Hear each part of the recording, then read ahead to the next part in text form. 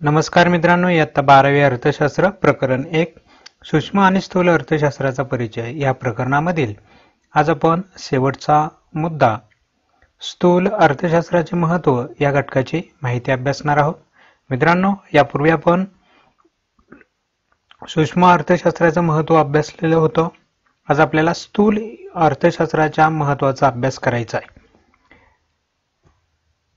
या शास्त्रांचं महत्त्व अभ्यासणं आपल्यासाठी गरजेचं आहे, कारण अर्थशास्त्रातून ह्या दोन शाखा वेगळ्या झाल्यात. तर ह्या दोन शाखांचा अभ्यास कोणासाठी महत्त्वाचा, कशासाठी महत्त्वाचा हे जर आपल्याला समजलं तर मग ते शास्त्र कोणी अभ्यासायचं, कशासाठी अभ्यासायचं ह्या गोष्टी आपल्याला समजू शकतात. त्यासाठीच आपल्याला त्याचं महत्त्व समजून घ्यावं लागेल. महत्त्व समजून घेताना दोन गोष्टींचा विचार करा, कोणासाठी आणि कशासाठी, की तुम्हाला महत्त्व काय आहे ते लक्षात येईल. चला तर मग सुरू करूयात स्थूल अर्थशास्त्राचं महत्त्व. स्थूल अर्थशास्त्राचं महत्त्व पहिलं सांगितलं जातं की सामान्य रोजगार पातळी समजण्यासाठी, लक्षात येण्यासाठी, त्याविषयीची माहिती होण्यासाठी आपल्याला स्थूल अर्थशास्त्र महत्त्वाचं आहे. कारण स्थूल अर्थशास्त्र रोजगाराची सर्वसाधारण पातळी आणि उत्पादनाचे विश्लेषण करण्यास मदत करत असतं. या शास्त्रामध्ये रोजगार आणि उत्पन्नाविषयीचा पूर्ण अभ्यास असल्याने आपल्याला देशातील एकूण रोजगार, देशाचे एकूण उत्पन्न पातळी, उत्पादन पातळी ह्या गोष्टी लक्षात घ्यायच्या असतील तर तुम्हाला स्थूल अर्थशास्त्र महत्त्वाचं ठरतं. म्हणून सर्वसामान्य रोजगार पातळी देशाची लक्षात येण्यासाठी स्थूल अर्थशास्त्राला महत्त्व आहे. यानंतर 2 राष्ट्रीय उत्पन्न समजण्यासाठी किंवा ते माहिती होण्यासाठी स्थूल अर्थशास्त्राला महत्त्व आहे. मित्रांनो, स्थूल अर्थशास्त्राचा आणखी एक महत्त्वाचा विषय म्हणजे राष्ट्राचा उत्पन्नाचा अभ्यास करणे.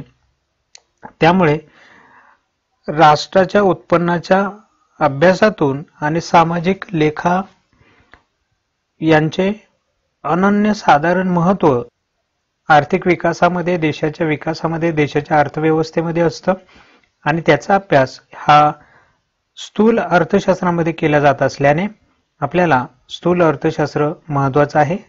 राष्ट्रीय उत्पन्नाच्या अभ्यासाशिवाय विविध धोरणे शासनाला ठरवणं किंवा ते धोरणं मांडता येणं शक्य नाही. म्हणून धोरणांसाठी प्रथम राष्ट्रीय उत्पन्नाचा अभ्यास करावा लागतो. तुमच्याकडे उत्पन्न किती हे पाहावं लागतं, त्या पद्धतीने धोरणं आखावी लागतात.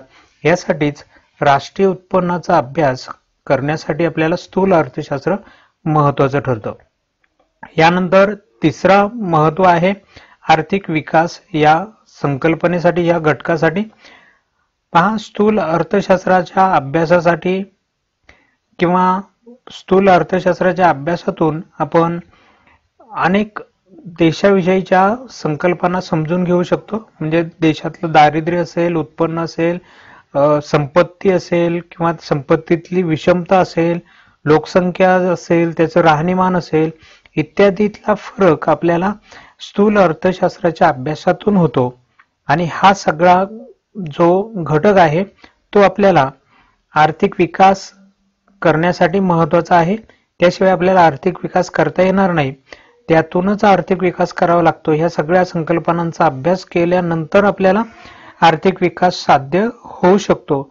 म्हणून या सगळ्या संकल्पनाच स्थूल अर्थशास्त्रात अभ्यासल्या जात असल्याने स्थूल अर्थशास्त्राला आर्थिक विकासाच्या दृष्टीने देखील खूप महत्त्व आहे. म्हणून आर्थिक विकासाच्या दृष्टीने हे शास्त्र महत्त्वाचं ठरतं. चौथं आहे आर्थिक चढ उतार समजण्यासाठी.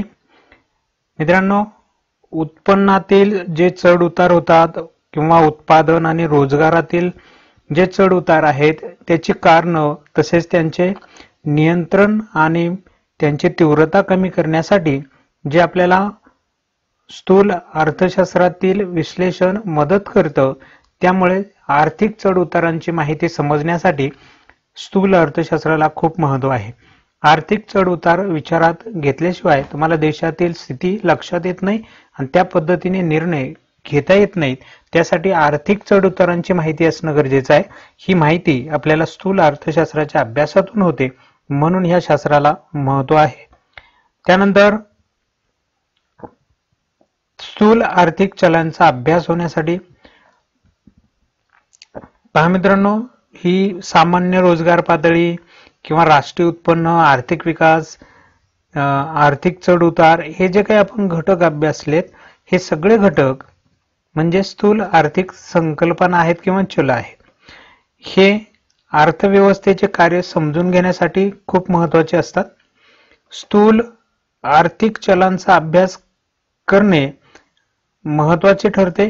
जोपर्यंत तुम्हाला अशी आर्थिक चल आणि त्यांची कार्यवाही, त्यांची माहिती समजत नाही, तोपर्यंत तुम्हाला आर्थिक विकास करण्यासाठी कुठलेही काम करता येत नाही.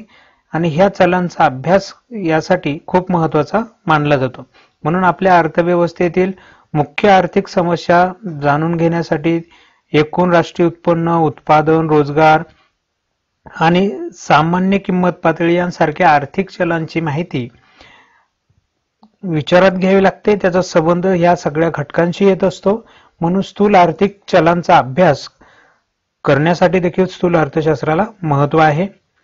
त्यानंतर अर्थव्यवस्थेची कामगिरी समजण्यासाठी एखाद्या देशाची अर्थव्यवस्था आहे, तर ही देशाची संपूर्ण अर्थव्यवस्थेची कामगिरी कशी आहे, देश कसा काम करतोय, त्याची स्थिती कशी आहे, ही अर्थव्यवस्था विकसित होईल की त्यामध्ये काही प्रॉब्लेम येतील, यासारखे अनेक जे प्रश्न निर्माण होतात, ते प्रश्न आपल्याला ह्या शास्त्राच्या अभ्यासातून आणि त्याच्यातून मिळालेल्या आकडेवारीवरून समजत असतं.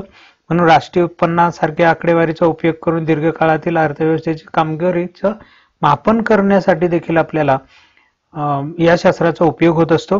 जर तुम्ही प्रत्येक वर्षातलं राष्ट्राचं उत्पन्न पाहिलं, हे उत्पन्न जर वाढत चाललंय असं जर दिसत असेल, तर देशाची कामगिरी चांगली आहे असं सहज आपल्याला अनुमान काढता येतात. म्हणून अर्थव्यवस्थेची कामगिरी देखील समजण्यासाठी स्थूल अर्थशास्त्राचा अभ्यास आणि हे शास्त्र महत्वाचं ठरतं. आणि शेवटचा घटक आहे अर्थव्यवस्थेची कार्यपद्धती समजण्यासाठी. मित्रांनो, देशाच्या अर्थव्यवस्थेमध्ये स्थूल आर्थिक विश्लेषण आपल्याला खूप महत्वाचं असतं. कारण आपल्या आर्थिक व्यवस्थेच्या कार्यपद्धतीची कल्पना त्यातून येत असते. हे विश्लेषण व्यापक आणि गुंतागुंतीच्या अर्थव्यवस्थेतील एकूण आर्थिक चलांचे वर्तन समजण्यासाठी, ते समजून घेण्यासाठी सहाय्य करतं. म्हणून स्थूल अर्थशास्त्र यासाठी देखील खूप महत्वाचं आहे. अर्थव्यवस्थेची कार्यपद्धती समजण्यासाठी, म्हणजे अर्थव्यवस्था चालवणे हे खूप गुंतागुंतीचं आणि किचकट काम आहे. तरी देखील त्याचं विश्लेषण जर आपल्याला व्यवस्थित समजून घ्यायचं असेल, तर त्यासाठी तुम्हाला स्थूल अर्थशास्त्राचा अभ्यास माहिती असणं गरजेचं आहे. तो अभ्यास जर तुमचा असेल, तर तुम्हाला ही गुंतागुंतीची अर्थव्यवस्था, तिचं वर्तन, तिचं काम, त्याच्यातील प्रक्रिया लक्षात येऊ शकतात आणि त्या पद्धतीने तुम्हाला अर्थव्यवस्थेची कार्यपद्धती समजून घेता येऊ शकते. ही कार्यपद्धती समजून घ्यायची असेल, तर तुम्हाला सूक्ष्म अर्थशास्त्राचा अभ्यास करून चालणार नाही. म्हणून मित्रांनो, स्थूल अर्थशास्त्राचा अभ्यास अर्थव्यवस्थेच्या कार्यवाही समजण्यासाठी देखील फार महत्वाचा मानला जातो. म्हणून मित्रांनो, स्थूल अर्थशास्त्राचं महत्व हे देशातील सामान्य रोजगार पातळी समजण्यासाठी, राष्ट्रीय उत्पन्नासारख्या संकल्पना समजण्यासाठी, आर्थिक विकास समजण्यासाठी, त्याची व्यूहरचना आखण्यासाठी, आर्थिक चढ उतार लक्षात घेण्यासाठी, स्थूल आर्थिक जे चल आहेत त्यांचा अभ्यास करण्यासाठी, त्यांची माहिती होण्यासाठी, अर्थव्यवस्थेची कामगिरी लक्षात येण्यासाठी आणि अर्थव्यवस्थेची कार्यपद्धती समजण्यासाठी देखील स्थूल अर्थशास्त्राला महत्व आहे. या सगळ्या गोष्टी जर तुम्हाला समजून घ्यायच्या असेल, तर तुम्हाला स्थूल अर्थशास्त्राचाच अभ्यास करावा लागतो. सूक्ष्म अर्थशास्त्राचा अभ्यास करून तुम्हाला हे घटक अभ्यासता येणार नाहीत. म्हणून या घटकांसाठी तरी तुम्हाला स्थूल अर्थशास्त्र अभ्यासणं महत्वाचं ठरतं. अशा पद्धतीने मित्रांनो, स्थूल अर्थशास्त्र ह्या शास्त्राची महत्व आपल्याला सांगता येतं. ठीक आहे मित्रांनो, आजचा व्हिडिओ या ठिकाणी थांबूयात. भेटूया आपल्या पुढच्या नवीन व्हिडिओमध्ये पुढील प्रकरणाच्या माहितीसोबत. कारण आतापर्यंत आपण ह्या प्रकरणातील प्रत्येक मुद्दा अभ्यासलेला आहे आणि आपलं प्रकरण ह्या ठिकाणी कंप्लीट झालेलं आहे. एक मुद्दा आपल्याला आणखी त्याच्यावरती विश्लेषण करता येऊ शकतं, तो आपण नंतर त्याच्यावरती डिस्कस करूयात. तो म्हणजे ह्या दोन शास्त्रातला समोरासमोर दोघांचा फरक विचारात घ्यायचा आहे. म्हणजे तुम्हाला हे दोन शास्त्र स्पष्ट लक्षात येतील. एवढा अभ्यास करा, याची माहिती व्यवस्थित अभ्यासा. त्यानंतर आपण त्या दोघातील संबंध पुढच्या एखाद्या व्हिडिओमध्ये विचारात घेऊयात, म्हणजे तुम्हाला हे दोन्ही शास्त्र लक्षात येतील. ठीक आहे मित्रांनो, चला तर मग आजचा व्हिडिओ या ठिकाणी थांबूयात. भेटूया आपल्या पुढच्या नवीन व्हिडिओमध्ये. तोपर्यंत नमस्कार.